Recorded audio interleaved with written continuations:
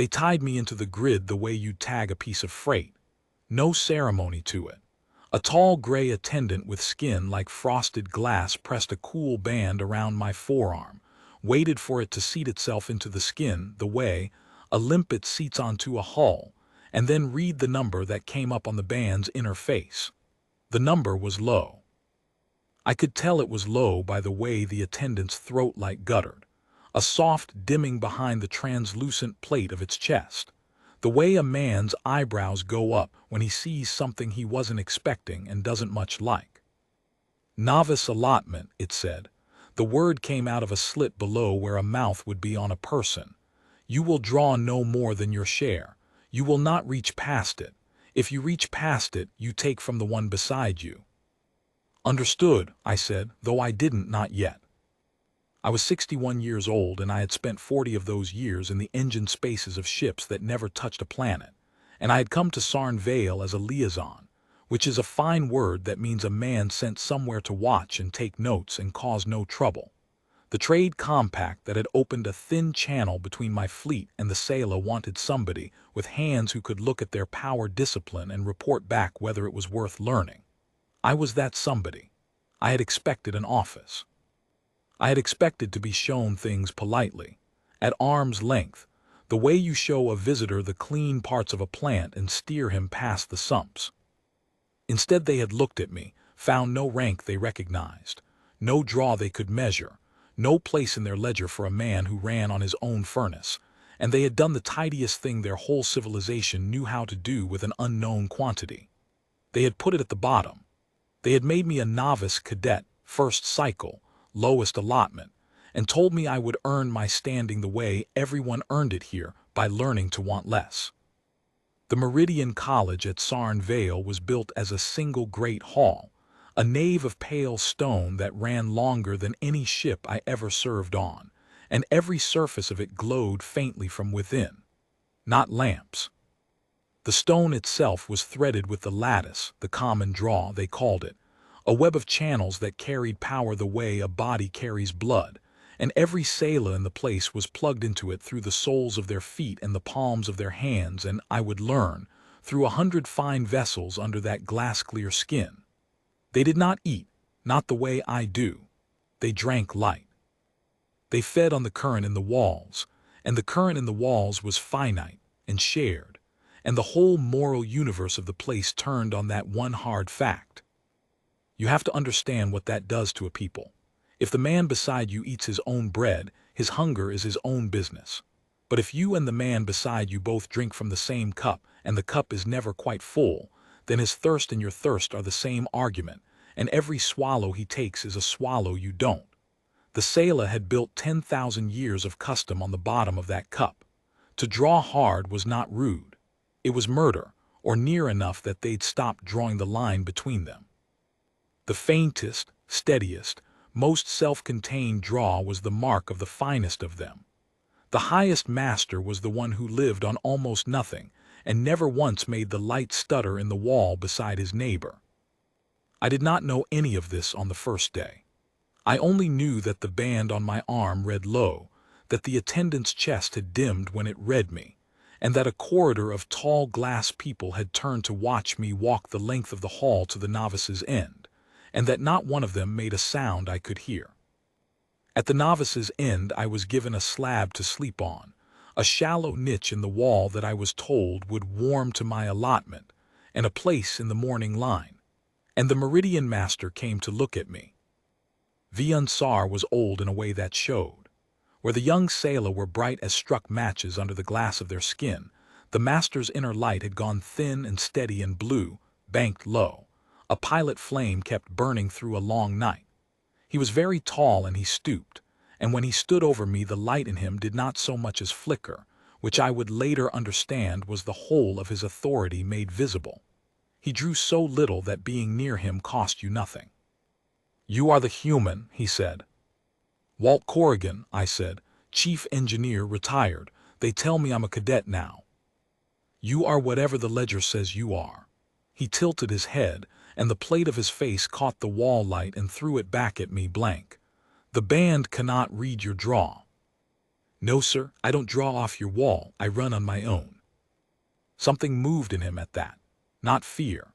Sailor don't show fear the way we do, all sweat and widened eyes. It was more like the way a still pond changes when something heavy sinks in the middle of it, a slow, spreading unease that had nowhere in particular to go.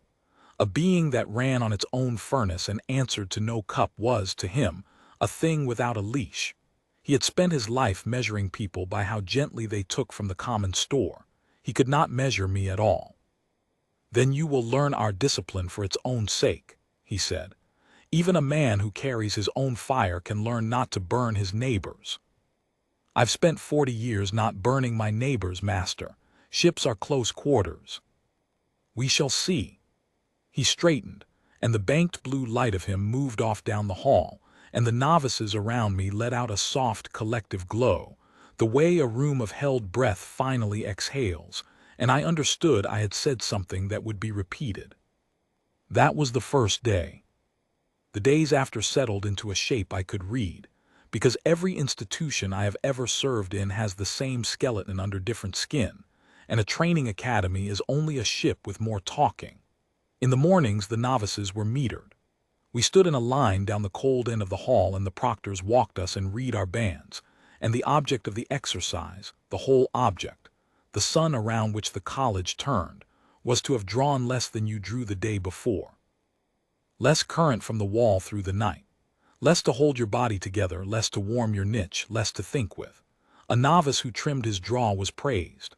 A novice whose draw crept up was marked, and the mark showed because the proctors would touch 2 fingers to the offender's chest plate and the inner light there would be made to flare, once, bright and shamming in front of everyone.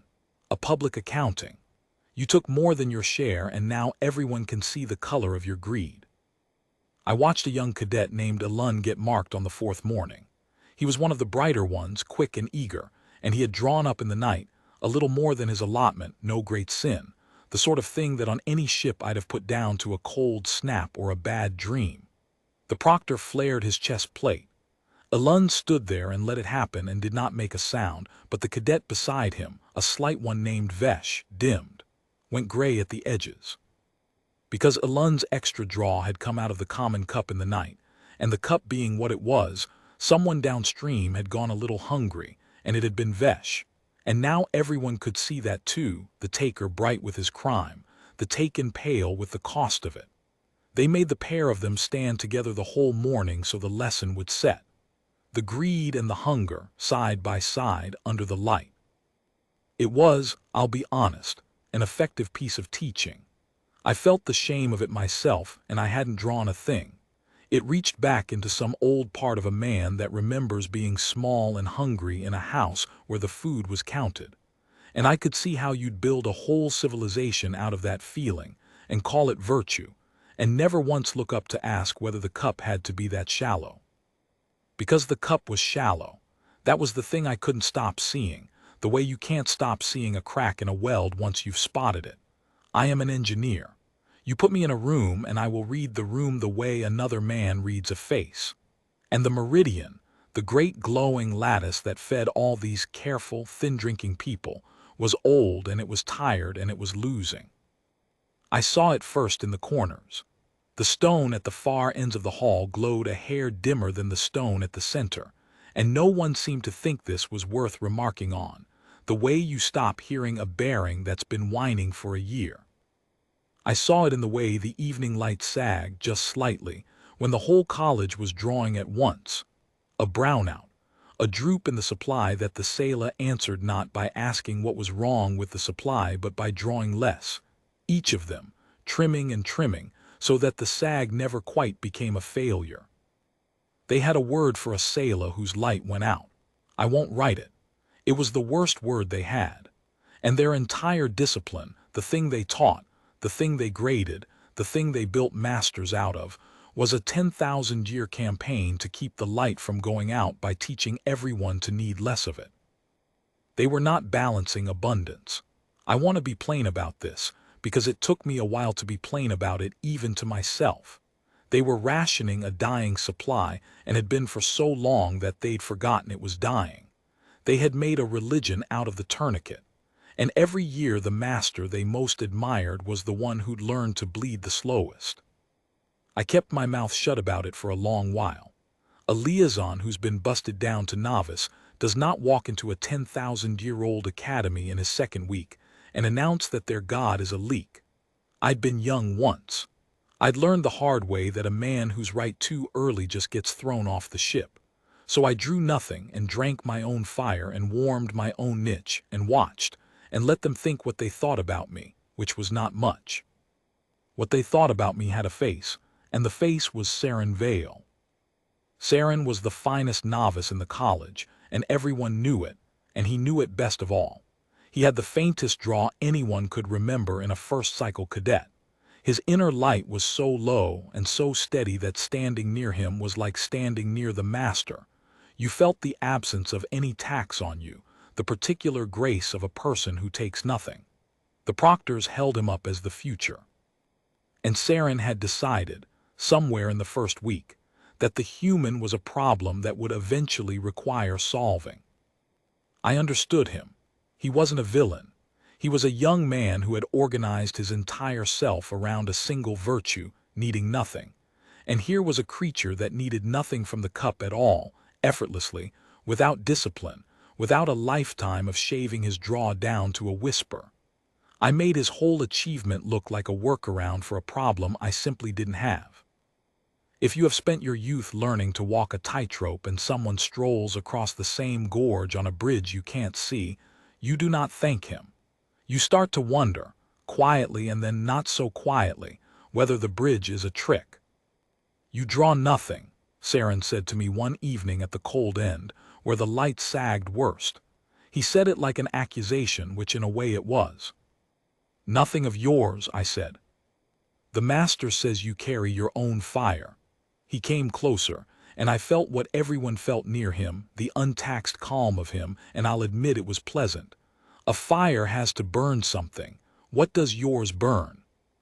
"Bread mostly," I said. "Water, air, same as it burned on the ship. I put fuel in one end and heat comes out the other, and I use the heat to be a person. It's not a mystery, son, it's just plumbing. And when your fuel runs out, then I go hungry same as anybody, but I go hungry alone. My hunger doesn't reach into your cup." I looked at him steadily. "That's the part you don't like, isn't it? Not that I take too much. That I take nothing from you and it costs me nothing. It makes the taking nothing you worked so hard for look like it was for someone else's benefit all along."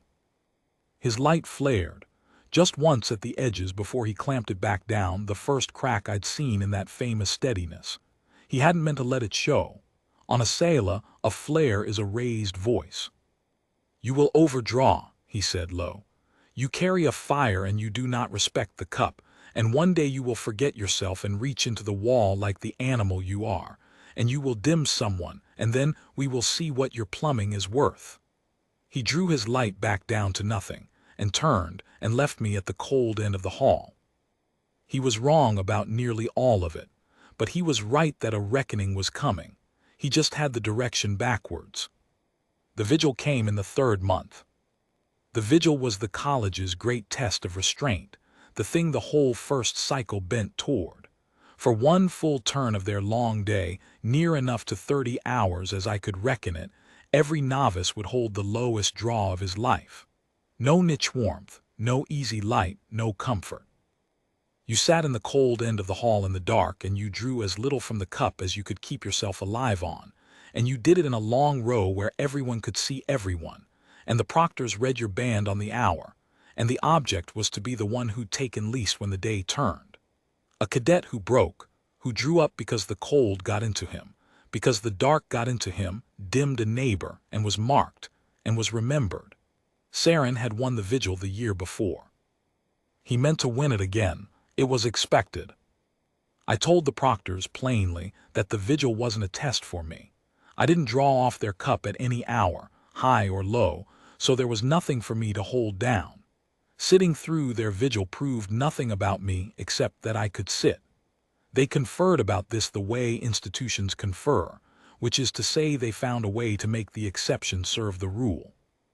The master decided I would keep the vigil anyway at the head of the novice line, and that my presence there, a creature that took nothing, sitting in judgment's own seat over creatures straining to take almost nothing, would be, in his words, instructive. I think he meant it to shame us all a little. I think he wanted the novices to look down the line and see what needing nothing actually looked like, and feel their own straining as the cheap thing it was against it.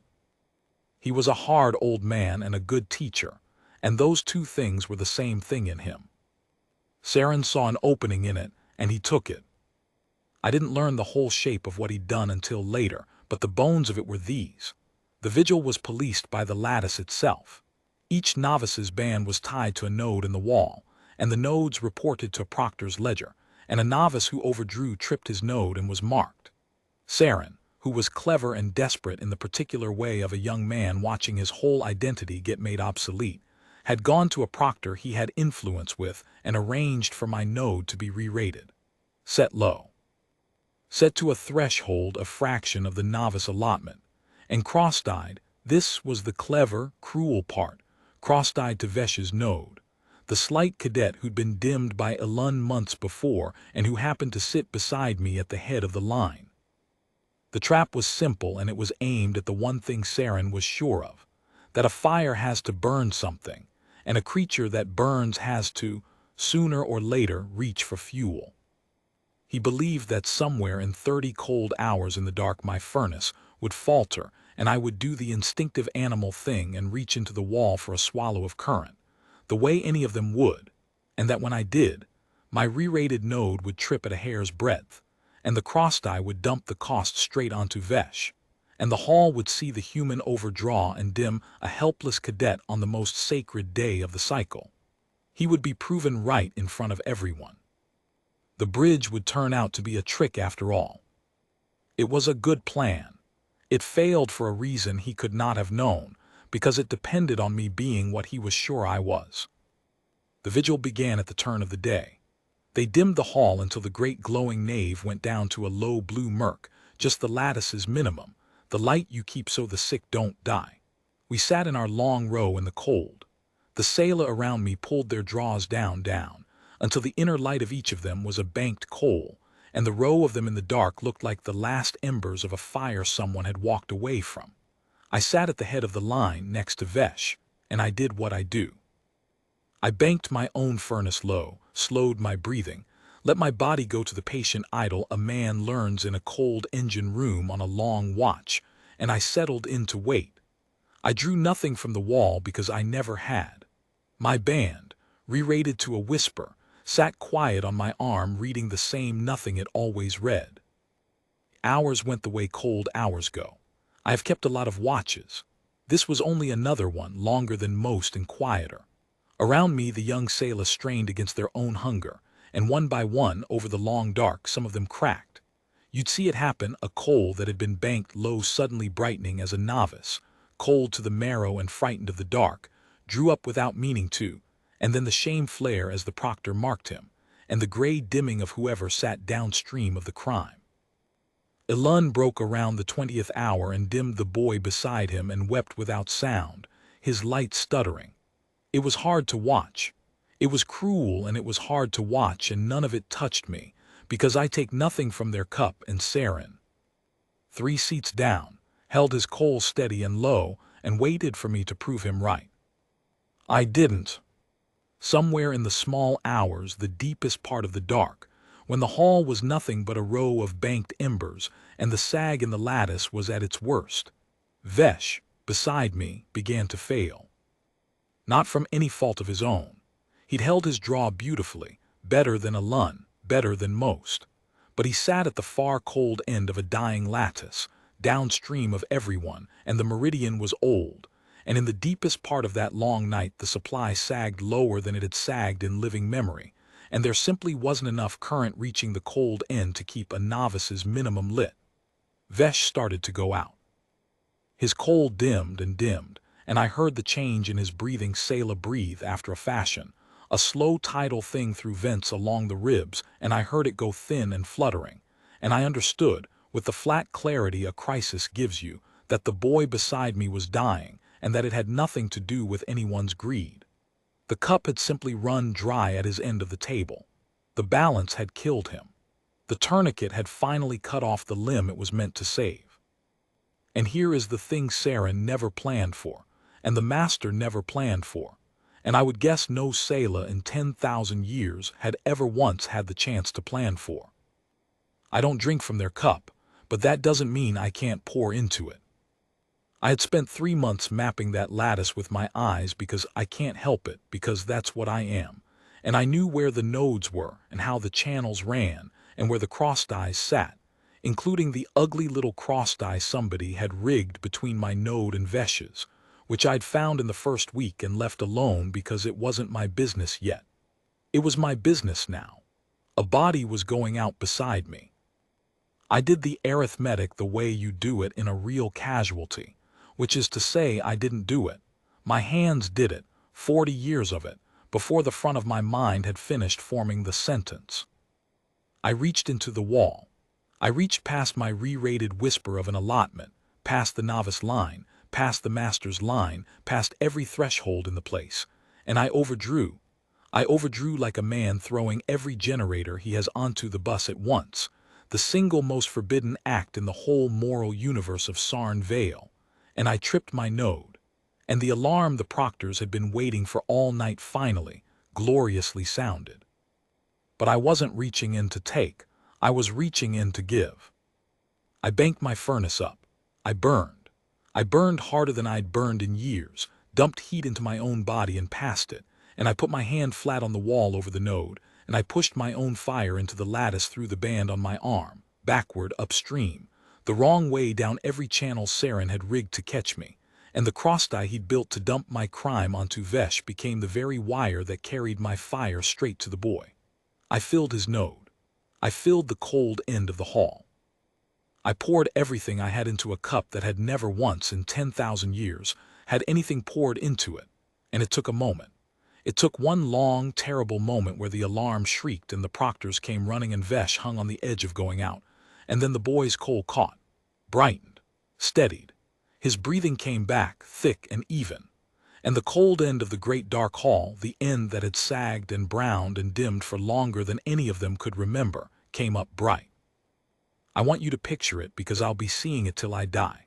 A 10,000-year-old academy in the blue murk of its most sacred vigil, a row of embers straining in the cold, and one end of the hall, the poorest, hungriest, most rationed end, suddenly, impossibly warm with light that had come from outside the cup entirely, from a creature reaching into the wall and doing the one thing that was supposed to kill them all. And no one had dimmed. Not Vesh, not Alun, not anyone. The alarm was screaming that a novice had overdrawn past every limit in the college, and the light in the hall was going up, not down, and there was no victim anywhere, and the two facts could not both be true in any world the sailor had ever lived in. The proctors reached me and stopped, because they didn't know what they were looking at. One of them read my band, saw the number, a number no band in the place was built to display, and its chest went white with something I can only call terror. The Meridian Master came down the length of the hall, unhurried, his banked blue light steady as ever, and he stood over me the way he had on the first day, and he looked at my hand flat on the wall, and at Vesh bright and breathing beside me, and at the cold end of his college lit up like a sunrise, and he said nothing for a long time. "You overdrew," he said at last. "Yes, sir." "You reached past every threshold in the meridian." "Yes, sir." "And no one dimmed." "No, sir." I took my hand off the wall slow and the light held. It held because I'd fed it, not because I'd stopped taking. That's the part, isn't it, Master? You built a whole world on the idea that if I reach into the wall I have to be taking from somebody. But I wasn't reaching in to take. There was a boy going out beside me and an empty channel between us, so I reached in to fill it. I've got my own fire. I can spend it any direction I like. I just spent some of it upstream. Saren was on his feet 3 seats down, his coal flaring wild, all his famous steadiness gone. "The cross-die," he said, and then heard himself say it, and the proctors heard it too, and I watched the young man's whole future rearrange itself in front of him. He had rigged the node to catch me overdrawing. He had built the exact wire that carried my fire to the dying boy. His trap had worked perfectly and done the opposite of everything he'd meant it to do. He did not beg. I'll give him that. He stood in the bright end of the hall he'd been so sure I would darken, and he watched the light I'd made, and something behind his face came apart quietly, and he sat back down and put his light out as low as it would go, which is the only apology a sailor has. The master looked at the cross-tie in the wall, and at Saren and at me, and I could see him doing arithmetic of his own, the slow, deep, dangerous arithmetic of an old man revising a belief he'd built his whole life on. But he was disciplined even in that. He didn't recalibrate on the spot. He didn't declare anything. He was too old and too careful to leap from one certainty to another in a single night, and I respected him for it even then. "Bank your fire," he said to me. "The vigil is not over." "With respect, master, the vigil's finished. Your lattice couldn't feed the cold end tonight. That boy nearly went out and he did nothing wrong. Your test isn't measuring restraint anymore. It's measuring who sits closest to the leak." I nodded down the hall, at the dim far corners, at the sag none of them let themselves see. "Your cup's been running dry for a long time. You've just gotten so good at drinking less that you stopped noticing the well was going." That landed.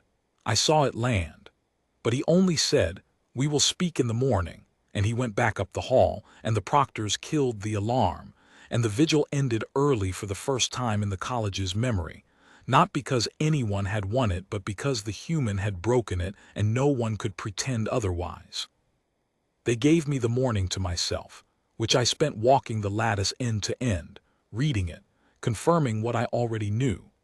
And in the afternoon the master sent for me, and I found him not in the great hall but in a lower gallery I'd never seen, a place beneath the college where the lattice came together, and where the truth of the thing was too plain to hide from a man with eyes. It was a wound down there. The meridian source I'd expected a great engine, a plant, a heart. What I found was old. It was a slow, guttering thing, a reservoir of stored current that had been drawn down over so many centuries that it was running on the dregs, and no one had built anything to fill it back up, because the whole civilization's answer to a shrinking supply had been, always, only ever, to drink less. They had never once in all their careful history built a generator. Why would they? Generation was surge. Surge was overdraw. Overdraw was the killing sin. They had made it a moral impossibility to solve their actual problem, and then they had spent 10,000 years growing morally excellent at dying slowly. "How long," I asked him, "since the well was full?"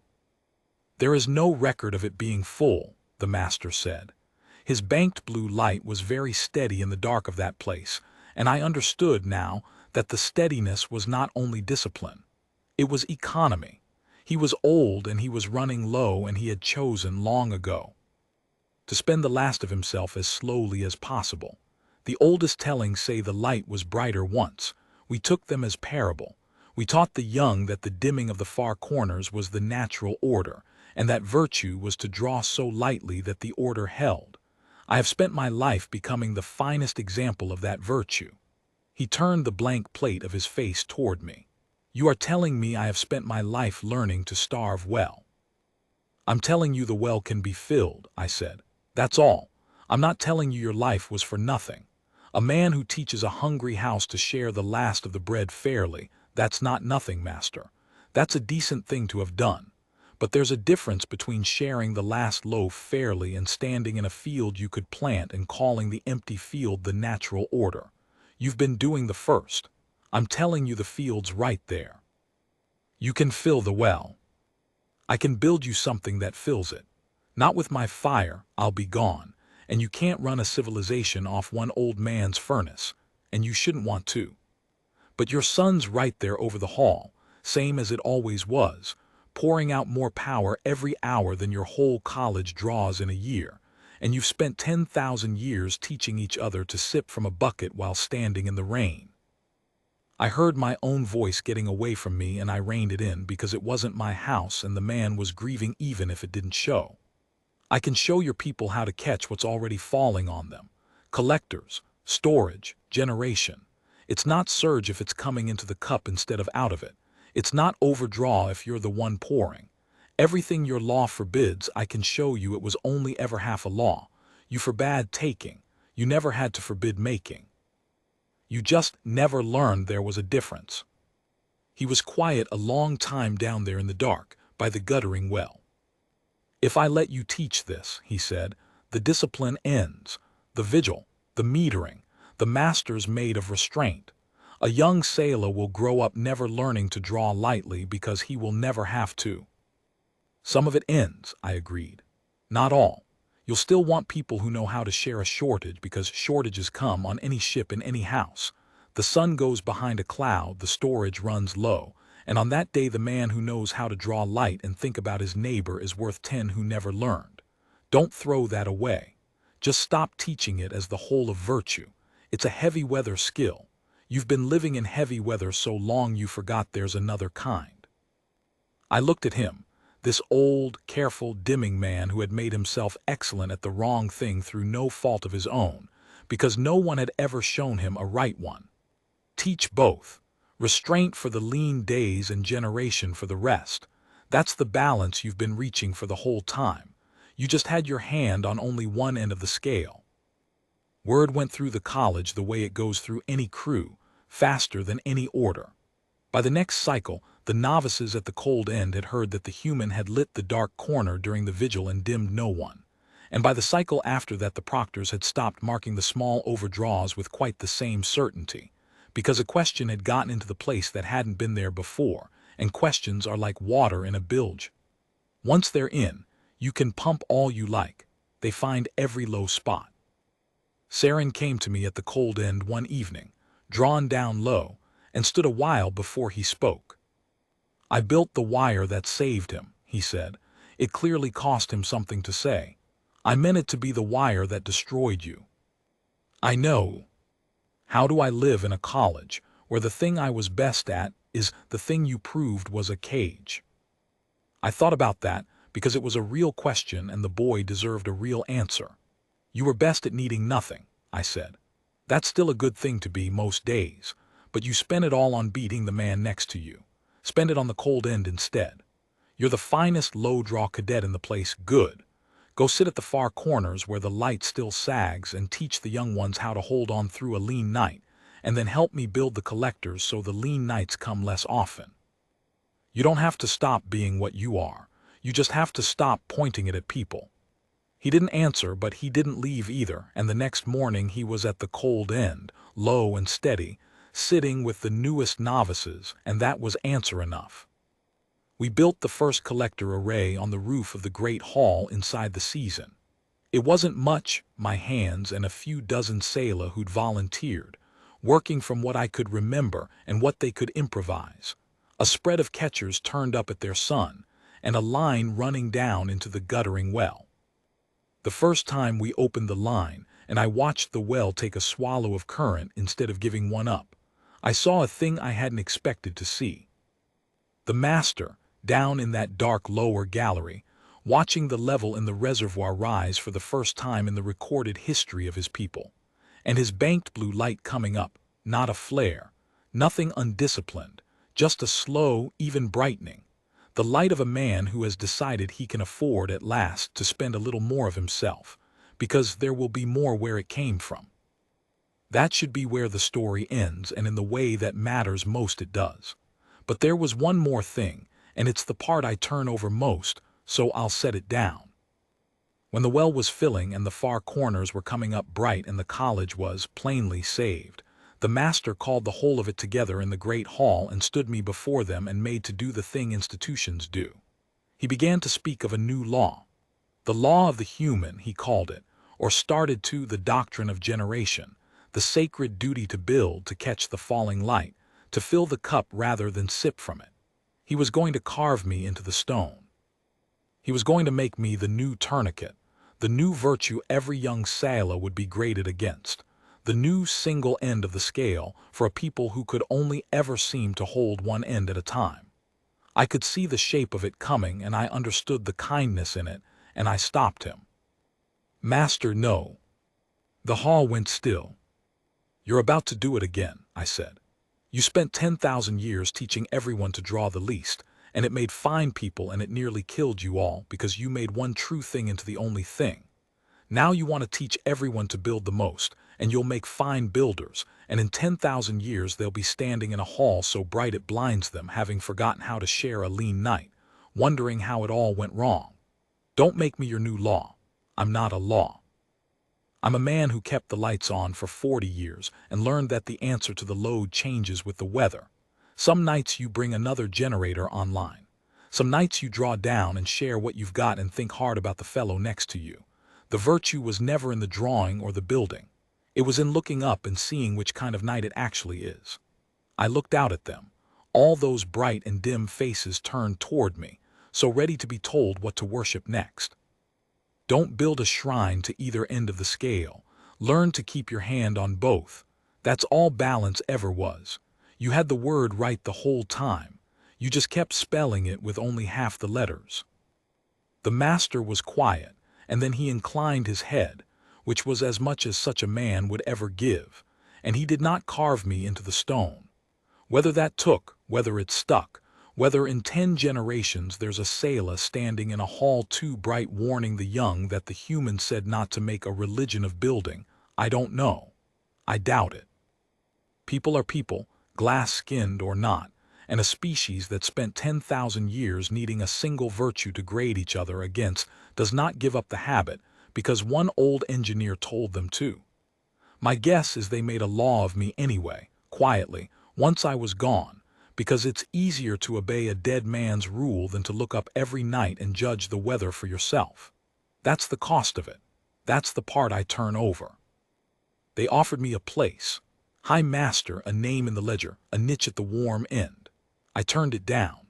I'd come as a liaison and I left as one, my report a good deal longer than anyone had expected, and I went home to my own kind and my own furnace, and the close quarters I understood. But I think about Sarn Vale. I think about the far cold corners coming up bright, and a boy named Vesh who's alive because a wire meant to kill me carried my fire the wrong way down the line. And I think about the master, down in the dark by the well, watching the level rise, spending a little more of his banked blue light than he'd allowed himself in a century, because he'd finally learned there was more where it came from. They warned me that first day never to overdraw, never to reach into the wall. It was the highest law they had, and they were right to have it, for the world they thought they lived in. But it was only ever half a law, and they'd been dying of the missing half for 10,000 years, and all it took to show them was a tired old man who'd spent his life learning that you don't answer a rising load by starving the people on the line. You bring more light. You pour it into the cup instead of drinking from it. And you keep your hand always on both ends of the scale, because the moment you let go of one, that's the end you'll die of, and you'll call it virtue the whole way down. I reached into the wall, I lit the dark, and I left before they could make a law of it. That's the whole of it, that's what I saw.